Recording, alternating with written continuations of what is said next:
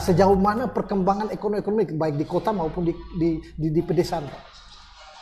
Ya, perlu kami sampaikan bahwa dampak pandemi COVID-19 terhadap ekonomi dan kehidupan sosial masyarakat Nusa Tenggara Timur cukup terasa. Ya.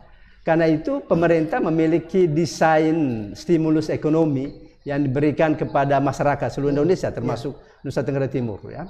Khusus untuk Nusa Tenggara Timur, pemerintah provinsi menggelontorkan 105 miliar, miliar untuk membackup ekonomi dari 91.000 kakak miskin dan juga kakak hampir miskin. 91.000 dan apakah penggelontoran dana itu lebih besar daripada kondisi sebelumnya ataukah seperti apa? Karena kita omong tentang ekonomi NTT dan pandemi, sesungguhnya kita berbicara tentang dimensi ini.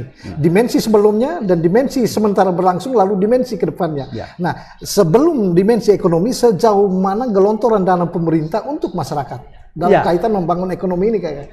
Iya, kalau sebelumnya dana APBD ini didistribusi di setiap organisasi perangkat daerah Bapeda, Dinas Pertanian, Perikanan, Kelautan, Kesehatan dan sebagainya. Tetapi sejak pandemi COVID-19, maka kemudian APBD 2020 praktis stagnan.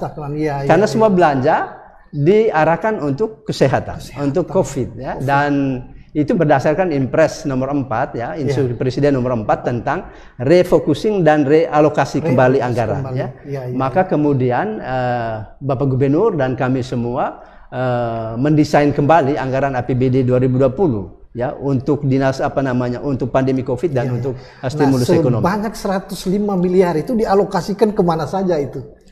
Ya, 100 miliar itu untuk membantu 91.000 kakak miskin dan kakak hampir miskin di seluruh Nusa Tenggara Timur dan memang masih berjalan dan kita harapkan memang kabupaten yang belum memasukkan data itu segera memasukkan data sehingga semuanya bisa tersalur dengan baik.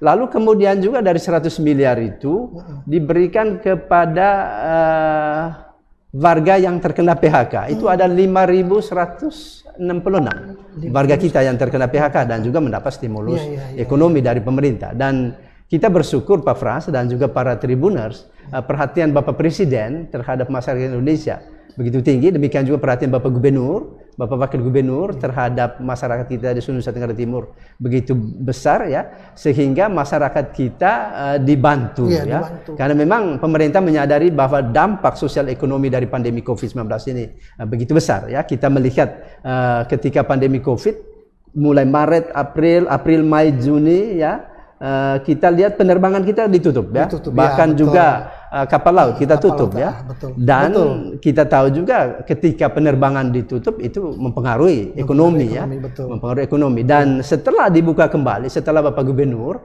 mengumumkan membuka kembali semua tata kelola pemerintahan pembangunan per 15 Juni, maka perlahan-lahan ekonomi Nusa Tenggara Timur merangkak naik.